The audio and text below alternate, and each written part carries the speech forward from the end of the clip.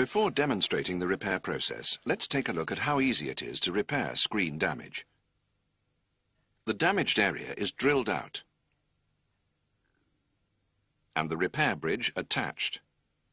The injector is inserted in contact with the screen. The ultraviolet resin is injected and runs part way into the damaged area. The plunger is inserted, forcing resin from the reservoir in the tip of the injector into the bullseye.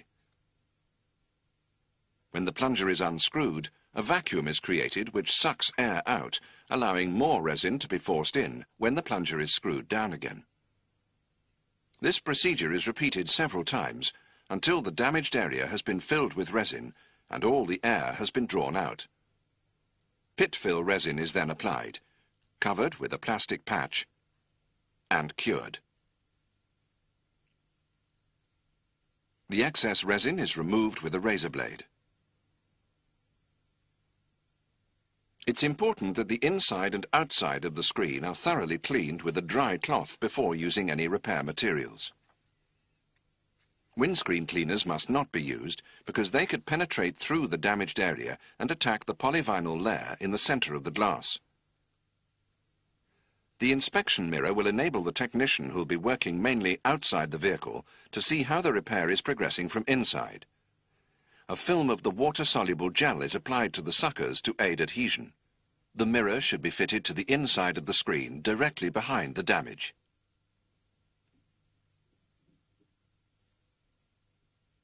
When using the drill, it's essential that the eyes are protected. The 1mm blue burr should be used for bullseyes. It's inserted into the collet and tightened using the locking button.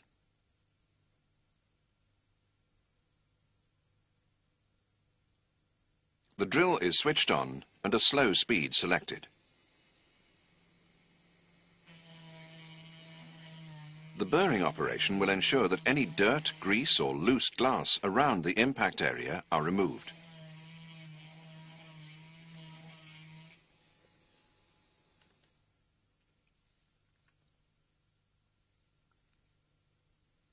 The repair bridge will now be attached to the screen. The 3 screws are backed off until they're flush with the bridge.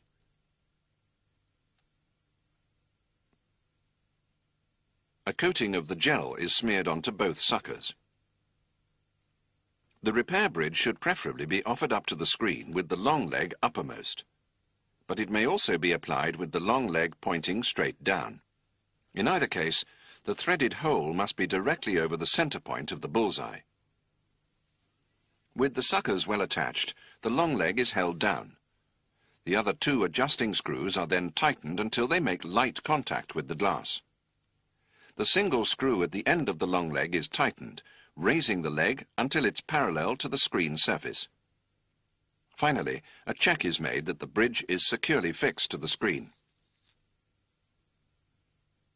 The resin pack is opened, and the injector is screwed into the threaded hole in the repair bridge until the white PVC seal makes firm contact with the undamaged glass around the edge of the damaged area.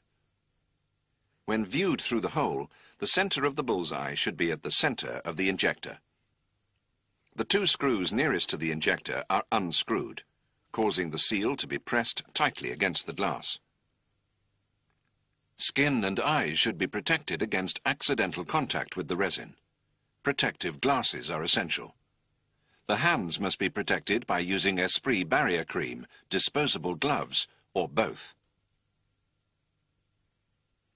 Having fitted the needle to the syringe, the resin container is turned upside down and the needle is used to penetrate the seal. 0.25 millimeters of resin are required, a quarter of the syringe's capacity.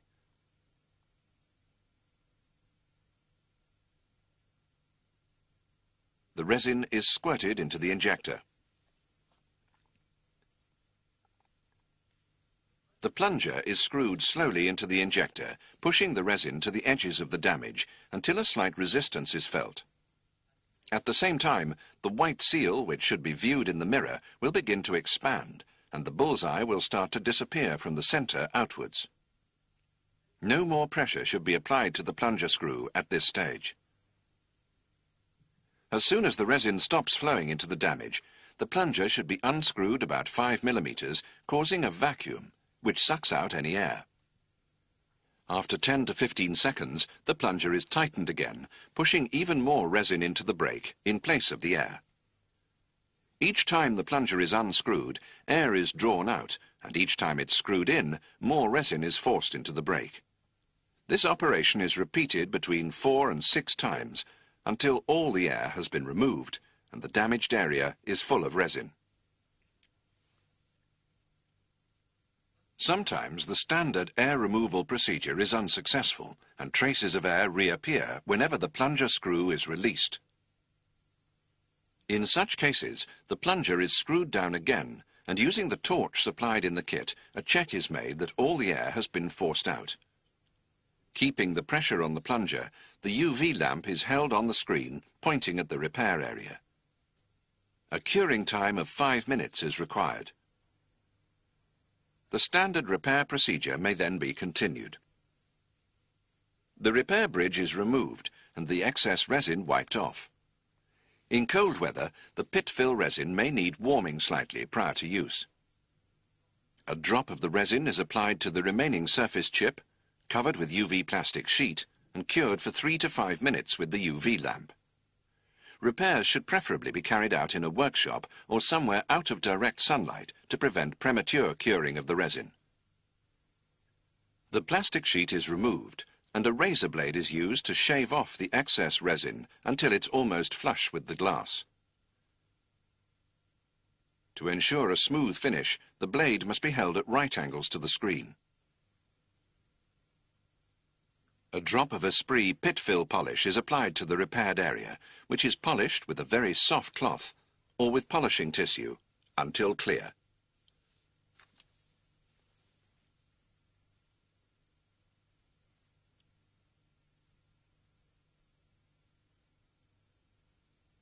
The bullseye is now repaired.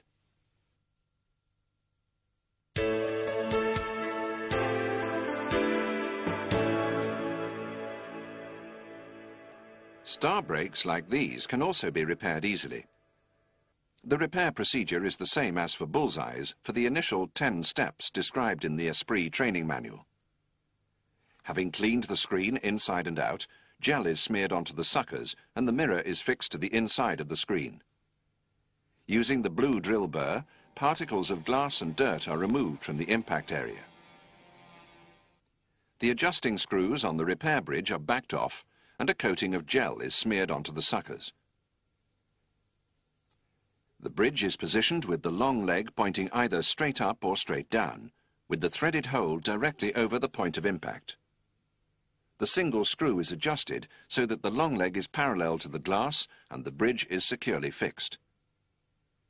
The resin pack is opened and the injector screwed down onto the center of the damage until the white seal makes firm contact with the screen.